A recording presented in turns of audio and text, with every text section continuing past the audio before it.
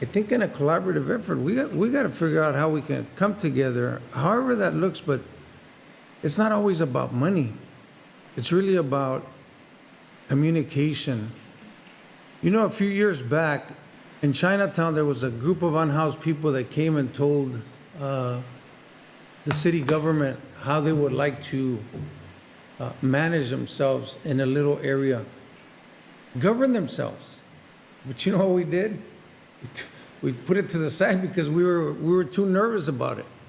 Instead of listening how they would like to see it, they said we would be willing to govern ourselves and make sure it stays clean.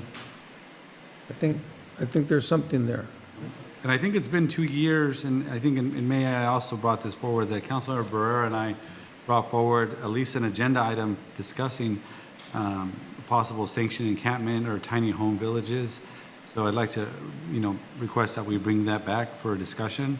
You're trying to provide comments? Yes, well, in order to provide direction, I need my questions answered. Okay, so I'm going to respectfully request an answer to my questions.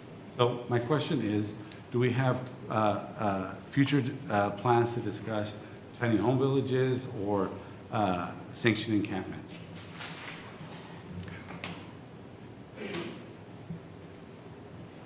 So at this point, that wasn't my intent. If you want us to bring it back, we'll bring it back. Let's provide direction to do that. So that wasn't my intent based on this report. Right. So I think in the past, there was also discussions about bringing a homeless committee or to gather a big coalition of not just nonprofit groups, but the city residents who are affected by this. We often talk about this is what we're going to do for homeless folks or people face unhoused folks, but are they brought to the table to have discussions too, to see, what solutions they may bring or for them to have a voice? What's their voice in these discussions?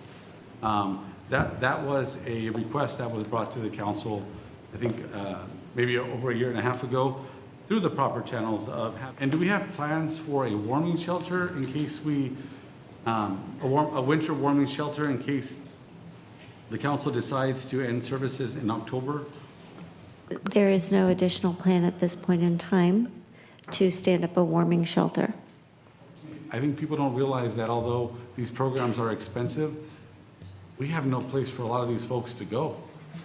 So if you think residents of Creek Bridge have issues with people living in the creek now, or you think that there's Montebella community is not going to have more issues with homelessness homeless residents, they're mistaken. So this is going to impact our city as a whole. And let's not forget, these are our people. We need to bring folks together. And I think there needs to be an immediate call to action before the council makes a decision that's going to impact not just the homeless population, but our entire city.